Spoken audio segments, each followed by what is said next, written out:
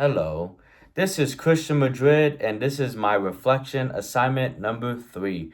So, we'll start off with how does Barron define the blockbuster mentality on filmmaking? So, Barron defines the blockbuster mentality on filmmaking as filmmaking characterized by reduced risk taking and more formulaic movies. Business concerns are said to dominate artistic considerations as accountants and financiers control more decisions once made by creative people. What do I think of the impact of the blockbuster mentality on filmmaking? Is it good for filmmaking or bad? Explain. The impact of the blockbuster mentality is both good and bad for filmmaking, I think. I think it's good because by making guaranteed blockbusters, it keeps movie theaters alive, pleases movie audiences, and it gives the studio more money so then they can make those ambitious original story movies every now and then.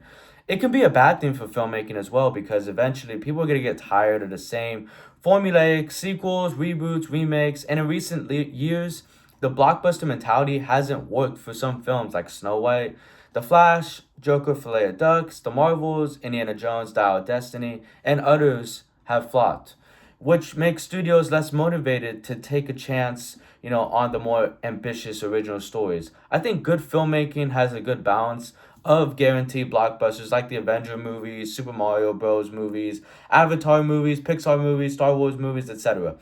As well as the new and original ideas like Sinners, Project Hail Mary, F1, Weapons, Everything Everywhere at Once, Wild Robot, Oppenheimer, etc. I think, good filmmaking is a good balance of the two.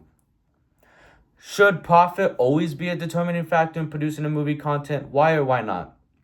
It shouldn't always be a determining factor in producing a movie because in recent years it's proven that the blockbuster mentality doesn't always work and people are wanting more original ideas and movies to watch. So I think studios should start taking more risk in producing fresh and original movies because you never know what audiences will respond to and watch. Profit is an important part of making movies, but making creative and passionate films should always come first in my opinion, before money. Because at one point in the 80s, tons of original movies from different genres were making good money, at the box office. Action movies like Indiana Jones, sci fi like E.T., Back to the Future, Die Hard, and then even dramas like Rain Man and Fatal Attraction.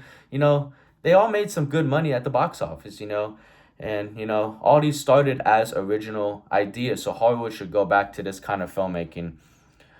Reflect on my earliest experience of going to a theater to watch a movie made with a blockbuster mentality. If you can't think of one experience as a child, share a moment recently going to the theater. What movie did you see? Who were you with? What made the experience memorable? So, the earliest experience I remember going to the theater was seeing The Dark Knight as a kid with my mom or dad. It was with one of my parents and my brother too, maybe both. But this movie did have a blockbuster mentality, to it as the Batman franchise is huge.